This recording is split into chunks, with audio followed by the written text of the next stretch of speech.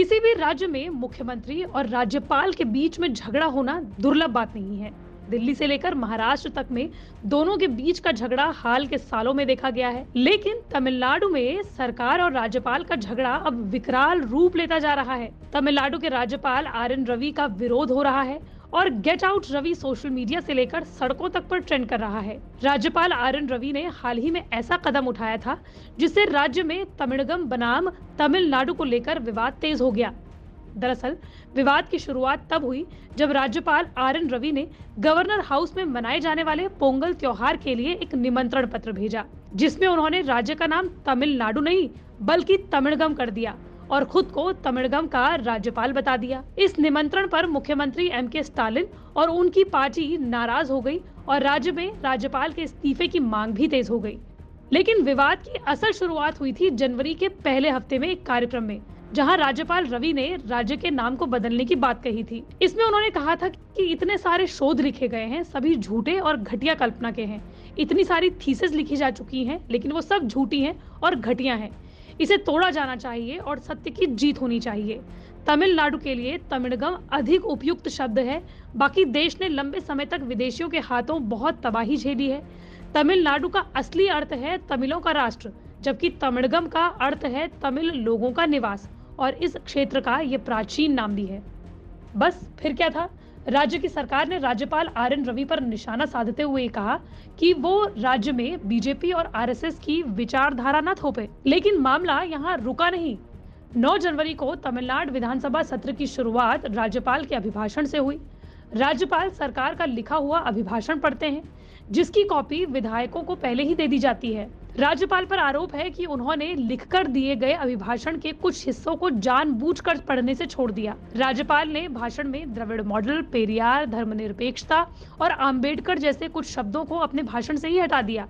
साथ ही जिस अंश में तमिलनाडु को शांति का स्वर्ग बताया गया, वो हिस्सा भी उन्होंने नहीं पढ़ा। अभिभाषण के दौरान ही हंगामा होने लगा और उनके खिलाफ नारेबाजी होने लगी। राज्यपाल आर.एन. रवि का अभिभाषण खत्म होने के बाद तमिलनाडु के मुख्यमंत्री M.K. स्टालिन ने एक प्रस्ताव रखा कि आर.एन. रवि के पढ़े हुए भाषण को सदन की कार्यवाही में दर्ज ही न किया जाए, जो सर्वसम्मति से पास भी हो गया। बस फिर क्या था, इसी बीच आर.एन. रवि सदन छोड़कर निकल गए और उसके बाद मामले ने और तूल पकड़ लिया। कहा जा रहा है कि तमिलनाडु के इतिहास में पहली बार कोई राज्यपाल सदन से वॉकआउट करते हुए निकला है।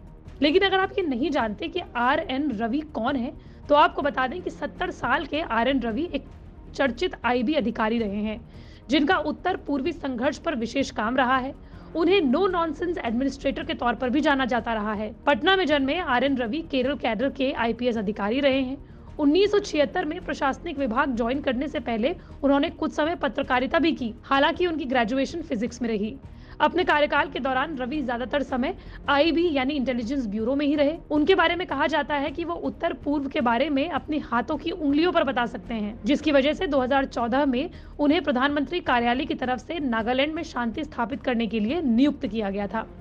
नागालैंड, जो भूटान, तिब्बत, म्यांमार और बांग्लादेश जैसे देशों से सटा हुआ राज्य है, वहां पर देश के लिए शांति स्थापित करना बहुत महत्वपूर्ण रहा है। रवि 1 अगस्त 2019 से लेकर 9 सितंबर 2021 तक नागालैंड के राज्यपाल रहे। इस दौरान उन्होंने नागा उग्रवादियों को शांति स्थापित करने के लिए मना भी लिया था, लेकिन नागा उग्रवादियों के एक गुट NSCN-IM ने शांति के बदले नागालैंड के लिए अलग झंडे और संविधान की मांग कर दी, जिससे वो अपने मिशन में कामयाब होने से बस थोड़ा सा चूक गए। जिसके बाद 18 दिसंबर 2019 से 26 जनवरी 2020 तक उन्हें मेघालय का राज्यपाल भी बनाया गया और इसके बाद वो तमिलनाडु के राज्यपाल हैं, जहां शुरू से ही सरकार के साथ उनकी तनातनी बनी रही। हालांकि तमिलनाडु में जो डिस्कोर्स रवि ने छेड़ दिया है, वो उनके जाने के बाद भी बना रहेगा और चुनावी मुद्दा भी बनेगा।